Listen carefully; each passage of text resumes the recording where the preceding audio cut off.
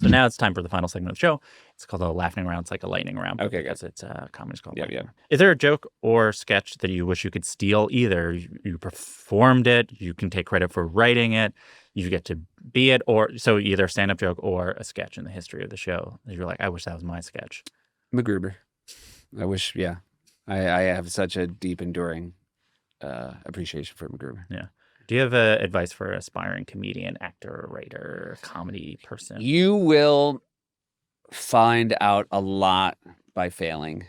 So, and the only reason to fail is to do. Mhm. So I think there's a big mistake of I'm going to wait till I'm ready before I go do my first open mic or something. And just, you just gotta, if you're really in this game, like just get out there and find out. Says the person who never did an open mic. Yeah. Well, some of us.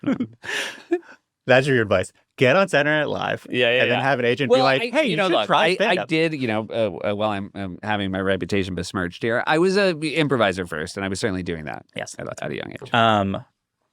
Can you list 5 comedians whose career you'd like to take credit for? Or you can take credit for in so much as you're in this position to hire them and you were the one who really put a thumb on the scale for them. Your phrasing is giving me a lot of agita. Jost. Okay. I'm so proud of Jost, and the work he did on the 50th. I'll tell you this, I wish I could take credit for everything Jost did on the 50th because he was all over that show. Yeah. And not just as a wonderful writer, but the amount he was worried about people's feelings, which is not a job that a lot of people embrace at SNL.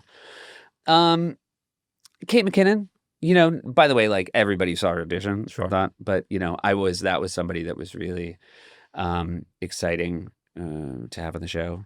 Conor O'Malley, again, never not proud of Conor and how unique and cool he is. I'm really glad we hired Amber Ruffin. That is somebody who it's hard to believe it took until we showed up before she got a gig like that. And then, Sal Gentile. Okay. Yeah. I mean, Sal was somebody, he was a producer for us. And, we realized we could do this other thing. And then I would say that, like, there's no one in, late night who could do what he does every week, which is write 3 closer looks. I wish I could take credit for Bays, but he was there when I showed up. What was the hardest you ever laughed in 30 Rock? I think when I realized what the turn was in What Up With That. And part of it was I hated it until I realized what the turn was. You know what I mean? Like, it just felt like until you realize what it was, you felt like you'd seen it 100 times. Yeah. And so I just felt so had, and then I just enjoyed it so much. Do you have a short story of an interaction with a legendary comedian, living or dead, you're willing to share with us? I will only say that I just passed Eddie Murphy the night before the 50th, and obviously he was in 2 sketches, and I said, "Are you excited for tomorrow?" And he said, "Excited. I'm in 2 sketches. I'm nervous as hell." And I just remember thinking, like, what a gift for somebody like Eddie Murphy to admit the thing that we all sometimes think we have to hide, which is like, this show is nerve-wracking. And I just had it was very lovely for him to say that. And then, of course, it was, like watching him and Will together, like that felt like, like Superman and Spider-Man together. Like,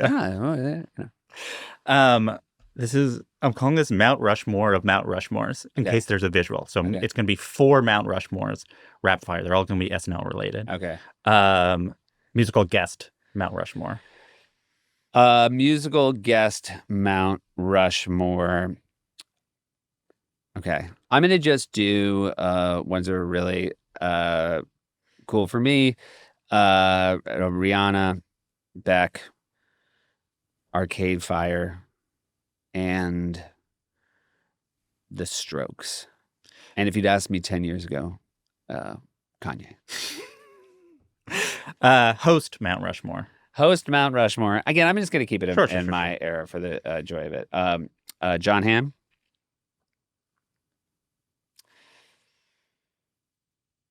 Timberlake.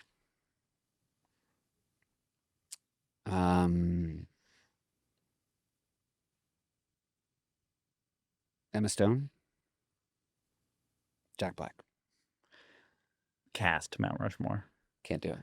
All time, even? I mean, look, if it's all time. Well, but maybe not the casts you worked with. All right, I'm not allowed to say a cast member I worked with. Yeah. Okay.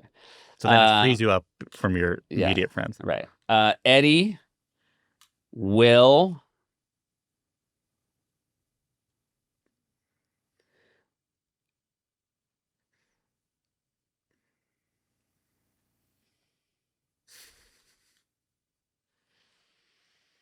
Gilda, and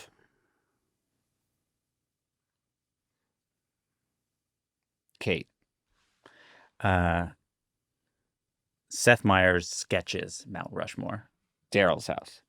John Hamm's John Hamm. Palin and Clinton and I'm gonna forget one, but I really like the Louis C.K. Lincoln sketch. Yeah. The story that you told me once was that you got money to write a movie, and then once you got laid, you returned that money. Yeah. What was that movie going to be about? I almost can't even remember. It was like Friends. Like it was like somebody else had pitched it to me. It was like an idea of like the idea of like a friend having to break up with a friend, and it was just like what. I'm not meant to be in the studio process. Got it. I will say, but it has been nice to ultimately later to find my way, obviously with friends, to things like Doc Now. It's lovely to write things like that as well. But a full movie, it's very hard to write a full movie, and I'm very impressed with anybody who can do it. Even bad movies are hard to write. What is a sketch or a joke in your stand-up that didn't work, but you'll go to your grave thinking is funny? I talk about how I like hip hop, and my wife likes country.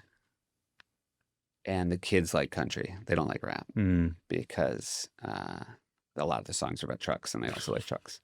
But the part that I really like is, everybody says hip hop is a bad influence because of the language, but like the language is cleaner in country songs, but it's still a bad influence.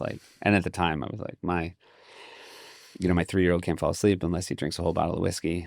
And my 5-year-old won't say the whole alphabet because he hates his exes. Mm-hmm. I mean, it goes back to that problem of cleverness. But. It's also, yes. And then it makes you stop and be like, it's like you present the audience in an equation and be like, does this add up? Yeah. You're like, his exes? Well, and I think the problem is I got to listen to so much fucking country music. They're always thinking about their exes. Best time you ever bombed?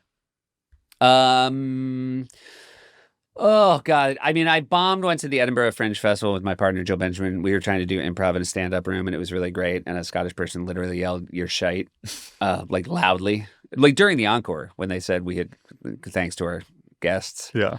But there was a benefit for Hurricane Sandy at Madison Square Garden, and they had wanted me to do it with Bill doing Stefan. Bill very wisely was like, "No fucking way." And Bobby was like, "I'll do Drunk Uncle." And so we did. I remember we were standing there. I've told the story before, but I was standing in my update clothes, and Bobby was dressed as Drunk Uncle, and The Who was on stage, and Chris Rock walked over, and he just looked at us. He goes, "You're gonna do sketches? You're gonna do sketches?" And it was that Chris Rock thing where he just kept saying it. Yeah. And it just, I'm sure from his perspective, he just watched the sort of color drain from our faces, and we did fucking bomb super hard. Thank you so much. Bombing for charity is I do want to say, really says a lot about Bobby and I as people. Wasn't it there? Yeah. Thank you so much. Thanks, buddy.